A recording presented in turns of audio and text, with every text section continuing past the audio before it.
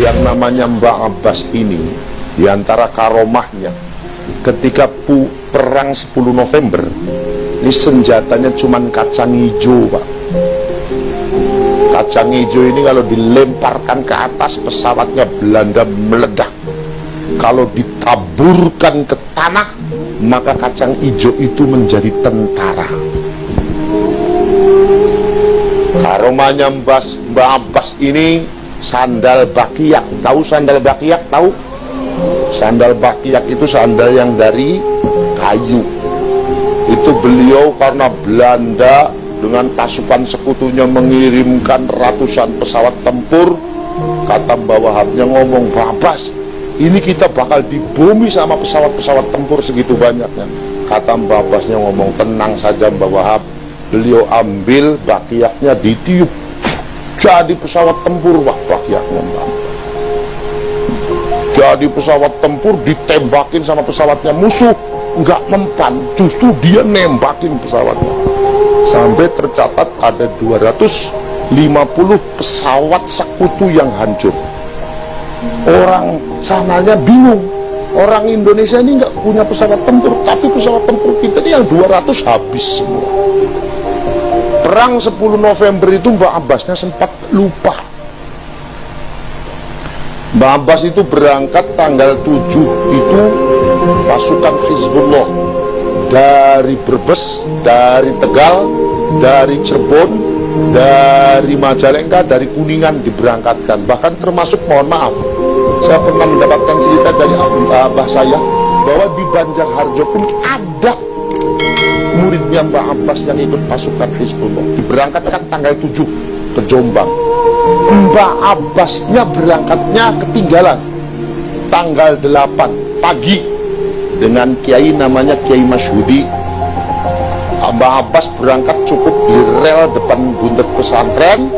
Kiai Masyhudi suruh pegang sorbannya. Kata Mbah Abbas, "Dek, kamu penjemin mata." "Nggih Kiai." "Ayo kamu yang ucap bismillah." "Nggih Kiai." Kiai Masyhudi mengucap bismillahirrahmanirrahim. Begitu dibuka matanya, sudah ada di Pati, Jawa Tengah. Di Pati di sana Mbah Abbas disuguhi sama murid-muridnya, sehingga ngobrol, saking keenakannya ngobrol, lupa kalau besoknya mau perang. Diingatkan sama Kiai, Mbah Abbas, benjing niku mau badhe perang. "Oh iya, ayo sekarang berangkat ke Jombang." Berangkat dengan cara begitu lagi. Begitu dibuka matanya sudah ada di depan rumahnya Mbah Hashim Asy'ari. Mbah Abbas memutuskan, besok jam 6 pagi serang Surabaya, kita rebut. Jam 6 pagi Bung Tomo menyiapkan pasukannya, Mbah Hashim menyiapkan pasukannya, Mbah Abbas menyiapkan pasukannya. Surabaya diserang dan bisa dikuasai oleh para kiai dan para ulama. Makanya di Museum Den Haag itu tercatat bahwa perang 10 November adalah perangnya santri kiai melawan pasukan sekutu.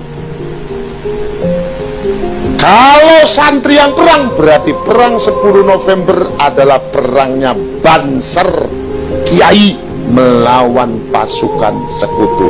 Jadi Banser sebelum Indonesia sudah ada, Banser sudah ada. Sebelum Indonesia terbentuk, Banser sudah terbentuk.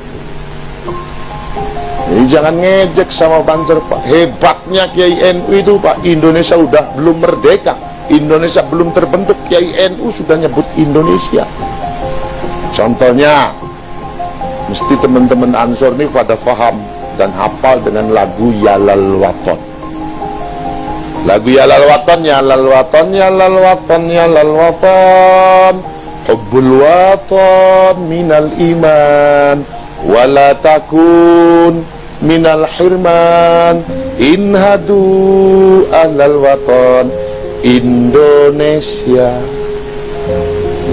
anta unwanun kullu mayyatika yawma kami hayyal qahinama. Makanya di teman-teman Ansor, di sahabat-sahabat Ansor, rawinya lagu Yalal Waton itu saya.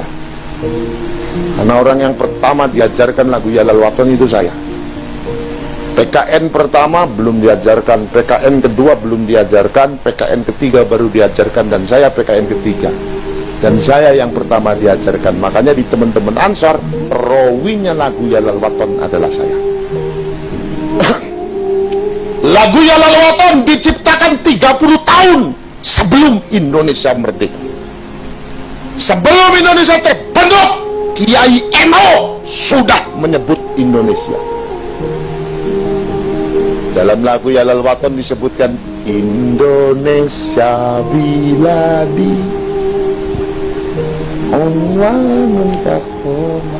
Mbak Wahab menyebutkan dalam lagu Ya Lal Waton, Mbak Abbas menyebutkan dalam lagu yang berjudul Nahnu Nahdiyun Indonesia.